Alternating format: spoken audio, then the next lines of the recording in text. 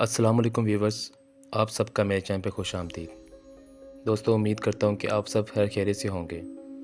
दोस्तों, आज मैं जो आप लोगों को एक वाक़या सुनाने वाला हूँ, वो एक लड़के के साथ हुए खौफनाक वाक़ये की बात है, जिसमें वो लड़का बताता है कि मैं घर पर अकेला था और अपने कमरे में बैठकर पढ़ाई कर रहा था कि मुझे बाहर कोई चीज़ गिरने की आवाज़ आई।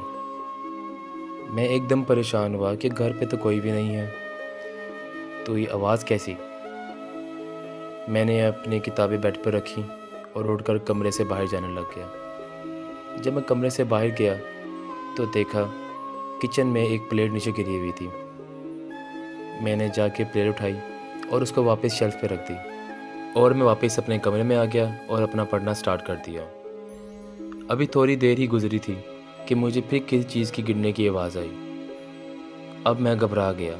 मैंने किताबें बंद की और बेड पे रखी और बाहर की तरफ जाना शुरू हो गया। जब मैं कमरे से बाहर गया तो देखा वही प्लेट दोबारा किचन में गिरी हुई थी। उस वक्त मैं खौफज़दा हो गया कि वही प्लेट दोबारा नीचे कैसे गिर गई, जबकि इसे मैंने खुद अपने हाथ से शेल्फ पे रखा था। मैंने वहाँ पे खड़े होकर पूछा कि कौन है वहाँ, लेकिन मुझे किसी की आवाज़ नहीं आई। मैंने हिम्मत की और मैं किचन की तरफ गया। मैं किचन में दाखिल हुआ।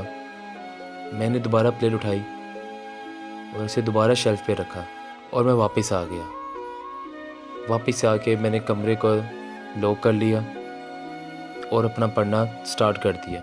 अभी 5 मिनट ही गुजरे होंगे कि दोबारा वही आवाज़ मुझे आती है। अब मैं वाकई बहुत ज़्यादा डर गया था।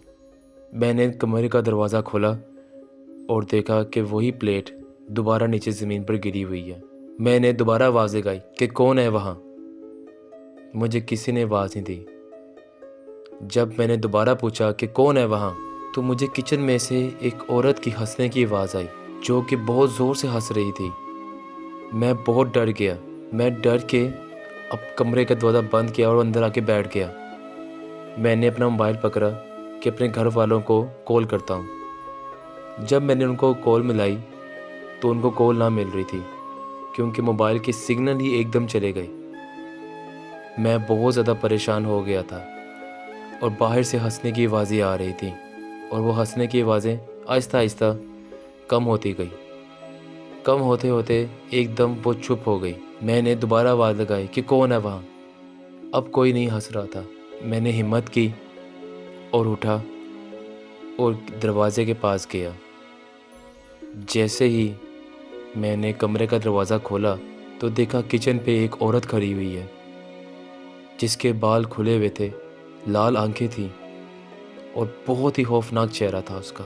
मैं देख के एकदम खौफज़दा हो गया और वो मुझे देख रही थी और एकदम वो उड़कर मेरे पास आ गई। जब वो मेरे सामने खड़ी हो गई, मैं वहाँ पे बेहोश हो गया और गिर गया। उसके बाद मुझे तब होश आई जब मैं हॉस्पिटल में था और मुझे मेरे वालिदैन हॉस्पिटल लेके आए हुए थे। उन्होंने मुझसे पूछा कि क्या हुआ तुम्हें। जब हम घर पे आए तो तुम ज़मीन पे गिरे हुए थे। उस वक्त तो मैं बहुत ज़्यादा डर गया था। मैंने उनको कुछ नहीं बताया। फिर जब हॉस्पिटल से मैं घर आया, उनको बताया। जब उनको सारा बताया तो वो भी खौफज़दा हो गए। ये सुनने के बाद मेरे वालिदैन ने घर में कुरान ख़वानी करवाई और कुरान ख़वानी के बाद ऐसा वाक़या मेरे साथ दोबारा पेश नहीं आया।